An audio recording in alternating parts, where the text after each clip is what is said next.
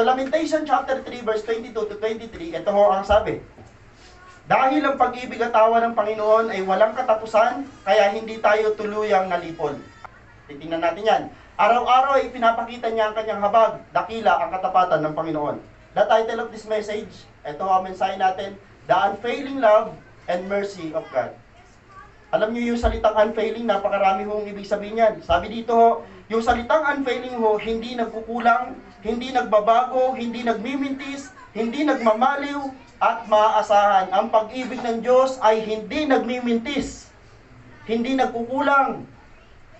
Kaya ho, ang conclusion ko, sabi ko dito, ito po ang pag-ibig at habag na dapat ho nasain natin. Kung may gusto kang pagmamahal na maranasan, gusto mong makaranas ng pagmamahal, kapatid, ito yung i-desire mo. Yung pag-ibig ng Diyos na maaasahan, walang mintis, hindi nagkukulang, hindi nagbabago. Ito ang pag-ibig na nasain natin lahat. Amen. Pag-ibig at habag po, ito po ang pag-ibig at habag na nasain natin. Pangalawa, pag-ibig at habag po na dapat po nating mas, ano po ang sabi dito? Kailangan. Okay? Pag-ibig at habag na huwag po nating ipagpalit sa anumang mga bagay. Ito po ang pag-ibig at habag na dapat po nating ingatan at lubos na, ano sabi dito? Pahalagahan. Ito, the unfailing love of God. Grabe yung word na unfailing, no? Grabe. Iba ho ito. Napakalalim po nitong uri ng pagmamahal. Nothing can compare or be equated to the love and mercy of God. It is greater than the expanse of the heavens and the depth of the sea. Sabi dito ho, walang may tutumbas o may kukumpara sa pag-ibig ng Diyos. Higit pa sa lawak ng kalangitan at higit pa sa lalim ng karagatan ng pag-ibig ng Diyos. Hindi yan masusukat ng kahit na sino man. Nakita ka na ng dagat. Alam nyo, ang dagat ho, sa mundo, ang dagat po ay ilang percent? Kung di ako nagkakamali, 70% ang karagatan. 30% lang ang lupa. Tingnan nyo kung gaano kalawak yan. Kung gaano kalalim yan, pero wala pa rin may tutumbas. Kahit yung karagatan hindi niya kayang tumbasan. Yung lawak ko ng kalangitan, kahit gaano kalawak yan at napakaraming galaxy dyan, hindi ho may tutumbas yung pag-ibig ng Diyos sa Kanya. Madalas ang pag-ibig at habag ng Diyos ang hindi napapansin, samantalang ito ang pinakamahalaga sa lahat. Ito nakakalungkot, ito yung pinakamagandang pagmamahal, ito yung pinakamagandang pag-ibig na inaalok sa atin ng Diyos, pero ito yung binabaliwala natin at ayaw nating ma-experience. Bakit po? Ang gusto kasi natin, literally, yung pag-ibig natin dito lang sa mundo at ang gusto natin magbigay niyan, mga kapwa natin tao. Balikan ko lang, kulang. Kapag sa tao ka lang humiling ng pagmamahal, yung tao na yan kulang, bakit po? May tendency yan magbago. At ang isa sa pinaka-totoo, may tendency niyang mawala. Okay? Hindi ho pwede ho nating takasan yung salitang tayo lahat po ay uuwi someday sa Panginoon. So, yun ho mensahe natin sa Lamentation. Ito ho ang background yan.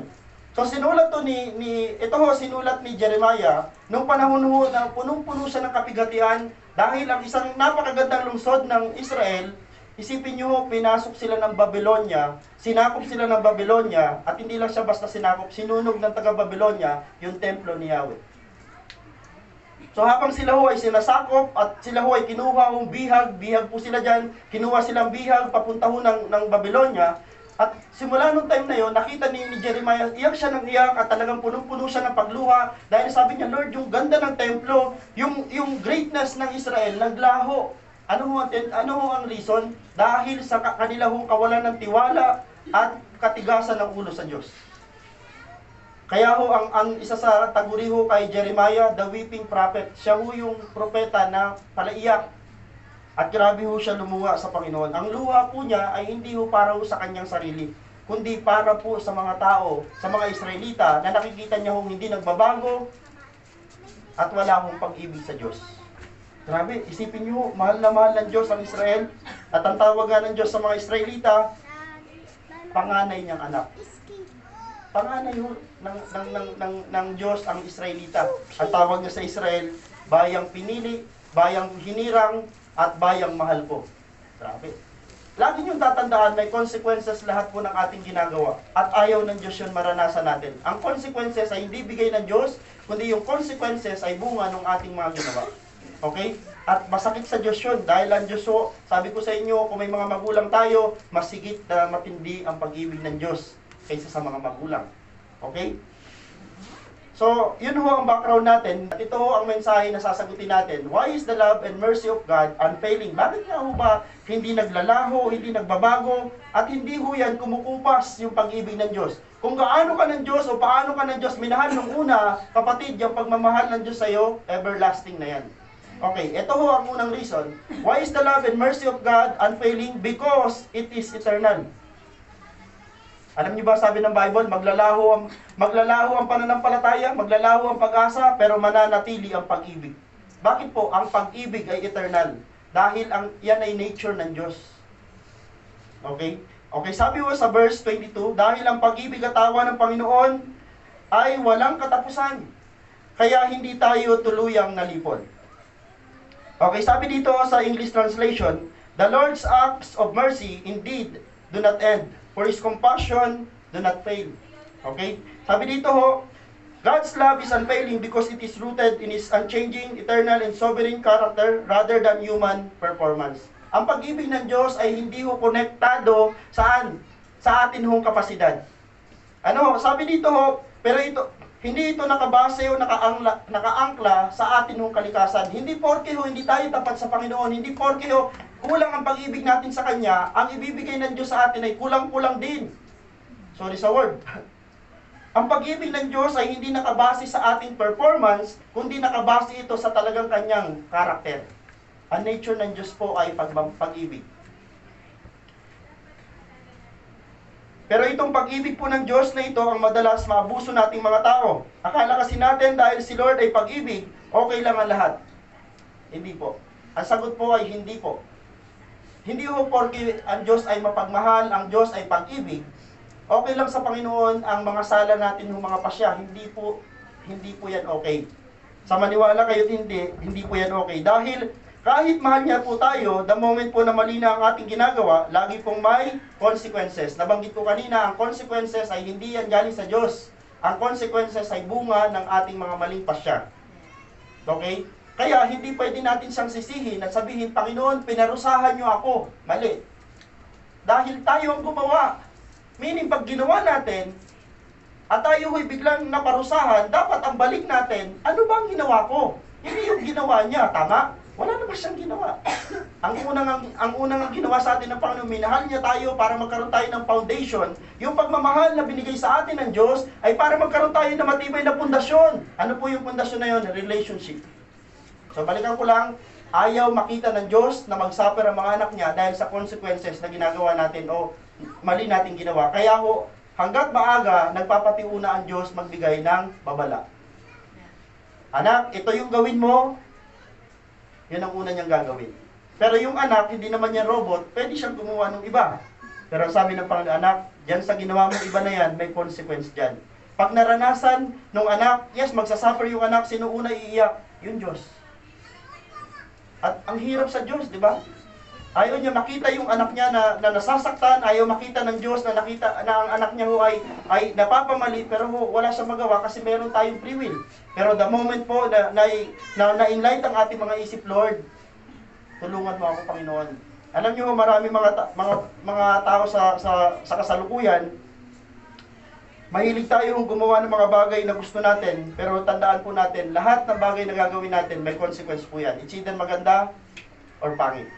Pangalawang points po, why is the love and mercy of God unfailing? Pangalawa po, because it is renewed day by day. Ang pag-ibig ng Diyos ay lagi hong maganda, lagi hong bago araw-araw. Yung word na renewed ay binabago, bago. Ang pag-ibig daw ng Diyos ay hindi ho nagmamaliw. Ito'y maaasahan, hindi nagbabago, dahil ang pag-ibig ng Diyos ay laging bago bawat araw. Tignan nyo, sabi ho sa 23, araw-araw ipinapakita niya ang kanyang habag. Yun yung nabasa natin. Pero sa English translation, ganito mababasa ninyo. Sa New American Standard Version or Bible, they are new every morning. Ang pag-ibig ng Diyos ay laging bago bawat araw. Ano ang ibig sabihin yan? God's mercy is described as daily fresh. Fresh supply, meaning it is not used up by yesterday's sins or struggle. Ang pag-ibig ng Diyos ay hindi ho nababawasan dahil nung nakaraang araw, sinupply niya na. Hindi ganito ang Panginoon. Hindi na kita pwede mahalin ngayong araw na to kasi binigay ko na sa iyo kahapon. Ang pag-ibig ng Diyos unlimited at laging bago bawat araw. Amen. Hindi porke nagkamali ka kahapon, hindi porke nagkasala ka nung nakaraang araw, sasabihin mo na sa Panginoon, Lord, siguro Lord, ang pag-ibig mo ngayong araw na to sa akin, Panginoon, ay konti na lang. Hindi katulad siya ng pag-ibig ng tao. Kasi pwedeng gawin yun ng tao. Ang mga tao, pag nagmahal, yan ito, pag nagmahal ang mga tao, anong kasunod yan? Yung pag ang isang tao minahal niya, sumablay nung una, yung alam niyo ba pagmamahal niya, pabawas ng pabawas? Sa Diyos iba. Kung ano ang naranasan natin pag-ibig nung una, babalikan ko lang, hindi yan magbabago hanggang dulo.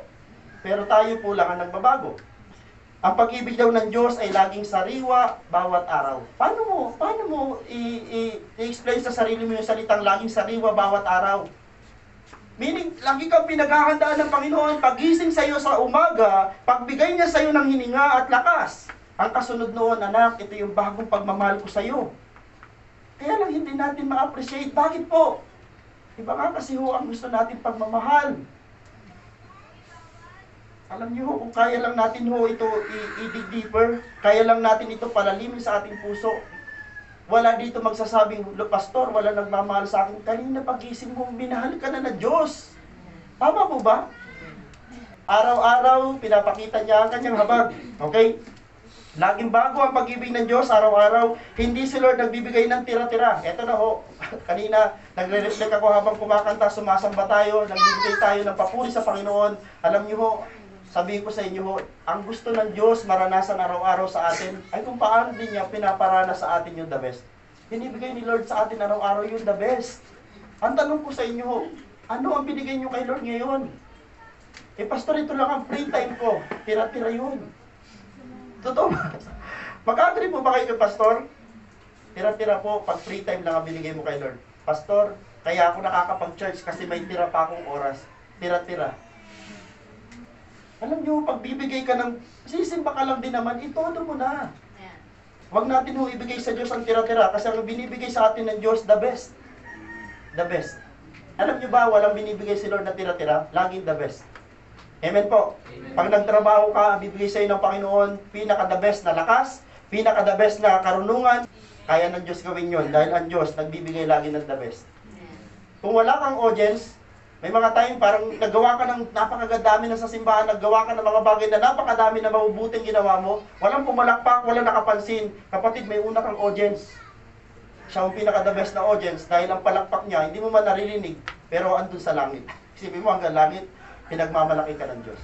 Amen, yun ang palakpak na inaabangan namin. So, last point, natandaan niyo po ba mga points natin? Okay, balikan ko lang ha. Why is the love and mercy of God is unfailing? Because it is eternal, because it is renewed, day by day, laging bago ho pag-ibig ng Diyos. Then last, bakit mo nagkaganyan? Dahil ang Diyos ay tapat. Because God is faithful. Doon ho tayo matatapos.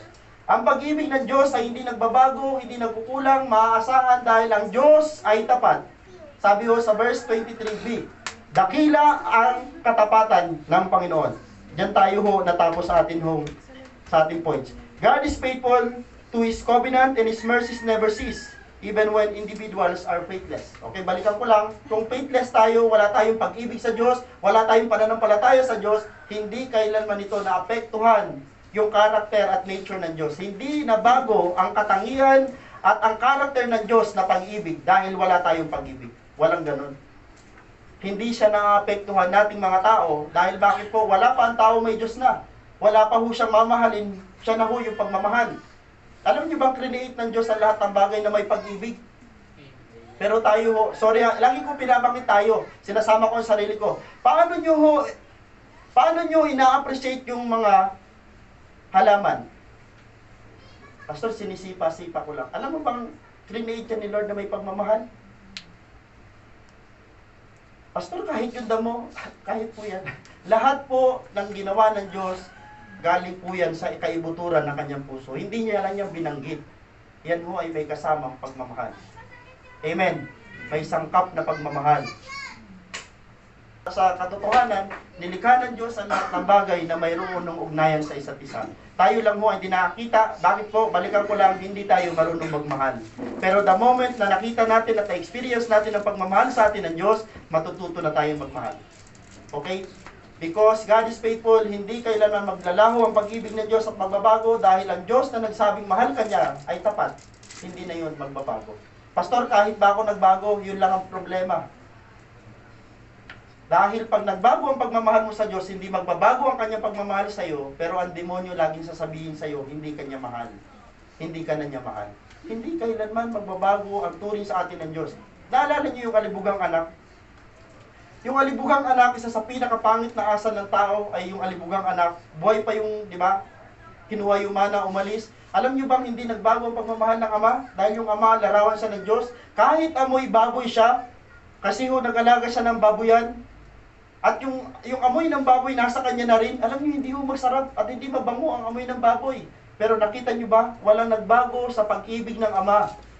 Dahil nung papunta pa lang yung anak, hindi niya hinayaan na makapunta sa kanya, siya pumunta. Ganun yung pag-ibig ng Diyos. Hindi nagbabago kailaman ang pag-ibig ng Diyos kahit pa po tayo ay pabago-bago. Pero balikan ko lang ho, wag na wag nating aabusuhin dahil bawat ho pag-abuso natin sa pagmamahal ng Diyos may consequence. Kapatid, tutulungan at magtulungan tayong ipag-pray na kalooban lagi ng Diyos sa magawa natin sa ating buhay. Conclusion, the love and mercy of God is unfailing because are unfailing because it is eternal, it is renewed day by day, and it is because God is faithful. Kaya lubos na mapapanaligan ang pag-ibig ng Diyos at ang habag ng Diyos para sa atin. Kung mayroong nawawalan ka na ng tiwala dahil may sablay ka nung ginawa nung una, kapatid, balikan ko lang, hindi nagbago ang pagmamahal sa iyo ng Diyos. Kasi si pastor ho, pag sumasablay, hindi ko inaalaw na ang demonyo ho, pasukin ang isip at puso ko at sabihin, wala kang kwentang pastor. Lagi ko sinasabi sa demonyo, ikaw ang walang kwenta. Maganda bang pakinggan yun? Dahil siya naman talaga, ikaw, pwede niya hong lokohin, pwede ka niya hong batuhan ng kung ano-ano mga bagay, dahil may, possible, may point siya, pero hindi yun ang tunay mong karakter. Dahil ang tunay mong pagkatao, hindi nakabase doon sa sinasabi niya, kundi doon sa sinasabi ng Diyos na lumikha sa iyo. Then last, ang sabi dito, application, panghawakan natin ang pag-ibig at habag ng Diyos sa ating buhay. Yun ho ang pinaka-good thing na may advice ko sa inyo, panghawakan po natin ang pag-ibig ng Diyos. Huwag ho yung pag-ibig ng tao. Kahit pa yung tao na katabi mo, yun yung tao na nagmamahal sa'yo, huwag pa rin po yan ang panghawakan mo. Balikan ko lang ha, magbabago yan o nagbabago yan. Patuloy tayong mamuhay bilang mga inibig at kinahabagan ng Diyos.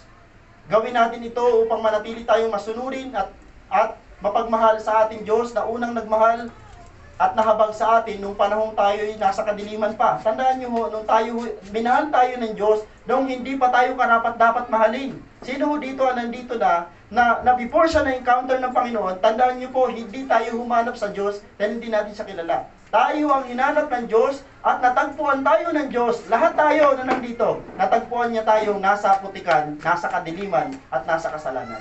Amen. Lahat tayo po dito. Wala dito pwede magsabi, Pastor, nung natagpuan ako ng Diyos, ako'y mabait. Talaga? Paano kabaitan? Lagi po ako nagpo at opo. Ganun na lang ba yun? Hindi ka ba nagsinungaling sa tanang buhay mo? Pag sumagot yun ng opo, yun, sinungaling yun. Alam niyo, walang tao na hindi nakapagsinungaling. Kahit po sa kasalukuyan, marami pa rin part na nakakapagsinungaling. Gawin natin ang mga bagay na to dahil ginawa lang din sa atin ng Diyos. Tayo nasa kadiliman pa at punong-puno pa ng karumihan at kasalanan, minahal na tayo ng Diyos. Pero wag na po tayo magpatuloy sa pagkakasala. Magkaiba po yun. Magkaiba po yun. Pahalagahan natin at wag abusuhin ang pag-ibig at habag ng Diyos sa atin ho. Mamuhay tayo ng tama ayon sa kalooban ng Diyos. Doon po tayo natapos. Pahalaga natin at huwag abusuhin ang pag-ibig at habag ng Diyos sa atin. Mamuhay tayo ng tama ayon sa kalooban ng Diyos. Doon tayo natapos. Alam niyo ho, sa kalooban ng Diyos, lagi ko binabanggit sa simbahan ito, doon ang pinaka-safe. Sa kalooban ng Diyos, matatagpuan mo ang pinaka-safe. Hindi lang lugar, pinaka-safe sa lahat ng bagay. Pinaka-safe na relasyon, pinaka-safe na pamilya, pinaka-safe na simbahan, dahil ho, pag ang kalooban ng Diyos nandun, walang bigat. Walang bigat, hindi nakakasakit. Okay? Hindi nakakasakit. Bakit po? Kalooban ng Diyos na nangyayari. Amen po. Yan ho ang mensahe ng Panginoon sa araw na to. The unfailing love and mercy of God sa Diyos po ang pinakamataas.